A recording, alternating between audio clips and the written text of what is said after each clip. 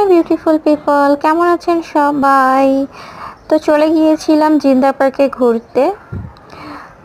ছুটির দিন ছিল, তো চিন্তা করলাম ঘুরে আসি। তো এই যে এখানে আমরা জিন্দা পার্কের ভিতরে এখন ঢুকলাম। তো তারপরে ঢোকার পরেই টিপ টিপ বৃষ্টি শুরু হয়ে গেছিলো। তো আমাদের সাথে বাচ্চা ছিল, সেজন্য আমরা একটা গাছের নিচে দাঁড়াইলাম। গাছের নিচে দাঁড়ায় দেখি যে গাছের নিচটা পুরো জাম দিয়ে ভরা।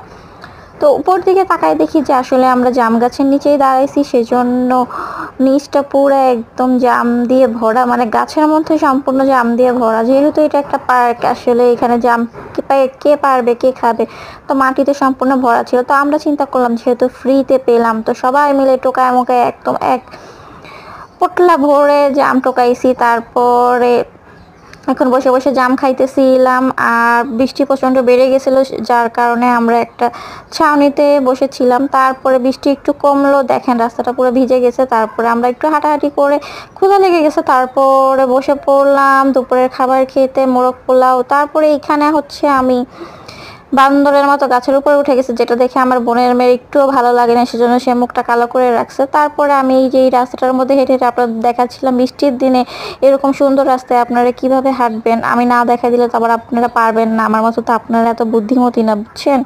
এই যে আপনাদের দেখা দিচ্ছি, এরকম ছোট্ট ছোট্ট পায়ে হাঁটবেন, তাহলে আর আপনারা পিছলাকে পড়ে যাবেন না, বুঝলেন?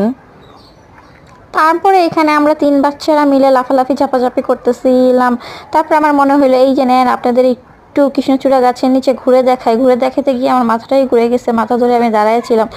তারপরে এখানে অনেক সুন্দর লেকের পাশে চলে আসছি। এতগুলা সুন্দর গাছ, এই ফুলগুলোর নাম জানি কি আমার মনে নাই, যার মনে আছে আমাকে কমেন্ট করে জানান। তারপরে এই চিন্তা পার্কে ঘোরার ফুল ভিডিও হচ্ছে আমি রিলেটেড ভিডিওতে দিয়ে দিছি। যারা ফুল ভিডিও দেখতে চান অবশ্যই আমার রিলেটেড ভিডিওতে ক্লিক করে ফুল ভিডিওটা দেখে নেবেন। সবাই ভালো থাকবেন।